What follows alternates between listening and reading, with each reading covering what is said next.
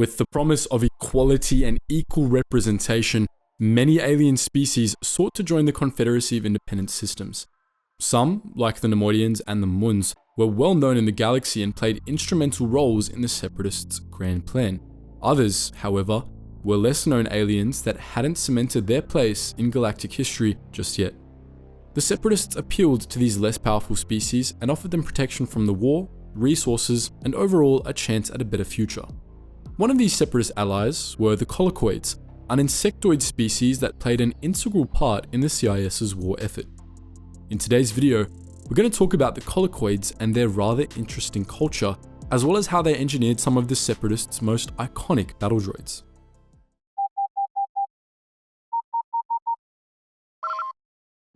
Attention, Sergeant on deck! In general, they were far larger than most sane people would feel comfortable with, standing about 1.9 meters or 6 feet 2 inches tall when they were fully grown.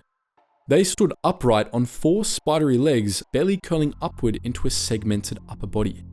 Their thick abdomens extended into an even thicker neck and an elongated head that, with their curved spines, extended over their bellies. For arms, they had multiple appendages sticking out of their sides like a cockroach. Most members of the species also came with a bonus stinging tail. This unusually curved design wasn't a freak accident. It allowed them to curl up into a defensive ball like an armadillo, with their chitinous armor protecting their softer underbellies. It also allowed them to hide in plain sight and ambush their prey by suddenly uncurling and stabbing them to death with their stingers. Their excellent senses of sight and smell made locating prey easy even when they were curled up. Even though they had legs, most Colicoids chose to move around by rolling, which came as second nature to the charming fellows. We mentioned earlier that they had migrated to other planets. The most important one of these was Balmorra, where experiments from the local mad scientists produced mutant variants that happily munched on the planet's toxic waste. Although the Balmorrans initially used them as living weapons, the population quickly got out of control and infested an area affectionately nicknamed Bugtown. Of course, like any other bug species that took themselves seriously, Colicoids had Colicoid queens, although they didn't follow a strict hierarchy in the hive. These queens were more than twice as big as the largest male Colicoids. Not only were they the largest, but they were also the only Colicoids to be actively venomous. Their size and venom made them extremely dangerous, but most queens only fought if their eggs or larvae were being threatened. They were perfectly happy to stay back and let the warrior breeds take care of business while they churned out hundreds of eggs. Given that they lived up to 65 years, that made for a lot of baby Colicoids. As we touched upon earlier, the Colicoids were carnivorous and actively hunted their prey. If that wasn't an option, they were happy enough to turn to cannibalism to sate their hunger. You might be happy to hear that there was something in the galaxy that hunted these buggers, and slightly less happy to hear they had gone extinct. These predators were only known as Huche, and they made enough of an impression on the Colicoids that, generations after they went extinct, even a holographic image of one was enough to send them rolling away into the distance. But hold on to your exoskeletons, because we've only scratched the surface of their charming ways. Now, there's something we've neglected to mention up until this point that you'd reasonably not have guessed. Colicoids were sentient. Yep, these giant bugs were not only intelligent, but ruthlessly cunning to boot. Through their hive mind, they shared an emotionless, cold nature that let them cannibalize one another if food was scarce. That cunning served them well on the battlefield, but also during negotiations when it came to their commercial activities. Yep, you heard us right. They were merchants and traders, and brutally efficient ones at that. Trade was regarded as a necessary and distasteful means to an end. Their unfeeling natures led them to pursue profit over all else, with little regard for anybody else, and they were very good at it, though diplomatic relations were sometimes strained on account of their tendency to eat any visitors they received. One of their most successful ventures was in the world of droid engineering. They developed cutting-edge technology and pushed the boundaries of what droids could accomplish. One of the first Colicoid-led businesses was the Colicoid Creation Nest, but many soon followed to spread Colicoid droid designs across the galaxy. One cheerful consequence of them eating anyone who visited Colifor was that no one in the galaxy knew that the Colicoids had even more dangerous droids than those they put into the galaxy. These were kept for their own protection, though we doubt the aggressive cannibals needed that much help. Their native language was called Colicoid and consisted of a series of clicks and hums that was impossible for non-Colicoids to speak. Colicoids, at least, could speak Basic when they chose to, which was rarely even in the presence of guests. All the better to scheme.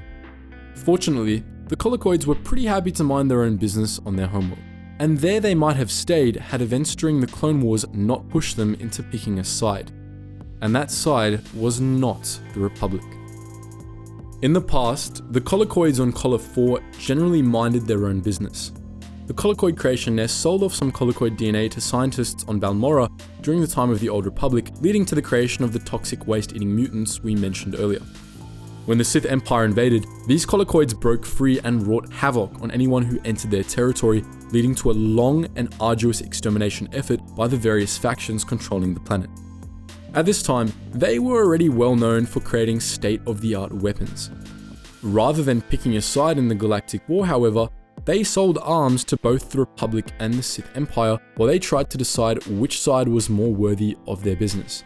To decide the victor, they devised an elaborate game on an asteroid in the Outer Rim known as the Colicoid Wargames. Representatives from both factions competed in the arenas, much like gladiators trying to garner the favor of the Colicoid audience. As an example of one such game, parties were set up with turrets and swarmed by Colicoids. Those who failed to gun down enough Colicoids to survive were eaten and therefore lost. But things really got interesting closer to the Clone Wars. About half a century before the Clone Wars broke out, Colo 4 saw a civil war take place. After the dust settled, their new power structure crystallized in a series of rigidly governed specialized nests, all led by the Colicoid Sovereign Nest. Before the Battle of Naboo, Viceroy Newt Gunray of the Trade Federation met with the Colicoids and negotiated exclusive rights to their droid creations in preparation for the coming war. As part of this deal, the Colicoids supplied the Separatist armies with several iconic droids.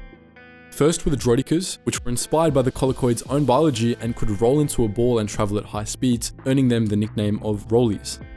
The Colicoids were also responsible for the design of the Annihilator droids, the Buzz droids, and the Droid Tri-Fighters, all of which played important roles in the Separatists' arsenal. After the Clone Wars began, Colo 4 openly joined the Confederacy of Independent Systems and continued to produce weapons for the CIS droid army. Colicoids hated Jedi with a burning passion, so alongside continuing their profitable business deal with the Separatists, fighting the Republic was also a way to spite the Jedi Order.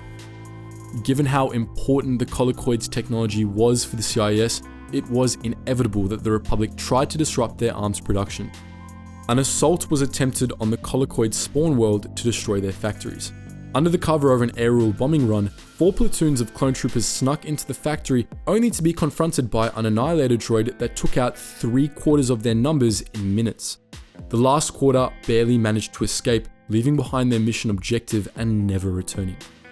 This was the first time the Republic came into contact with the Scorpionic Annihilator droid, which the Colicoids brought into mass production after the failed assault on their factory. With the Separatist army now heavily supplied with them, the CIS only demanded more, forcing the Colicoids to convert their repair droids into sabotage droids. These, however, didn't see much use since by the time they were produced, the war was coming to a close. After the rise of the Empire, Colo 4 was an Imperial fortress world. Ironically, the New Republic fought to free the Colicoids, and the liberation of Colo 4 was a major Republic victory. One could say the Colicoids played it smart and still came out the losers, but they'll forever be remembered for their fearsome droid designs and terrifying interpersonal skills, or lack thereof. What do you think? If you were to pick between a Neimoidian and a Colicoid for a business partner, which would you pick, and why? We here at Geetsly are absolutely not engaged in shady business dealings with either party, so your opinions will definitely not be sent to our legal department. As always guys, thank you so much for watching, and I hope to see you in the next video.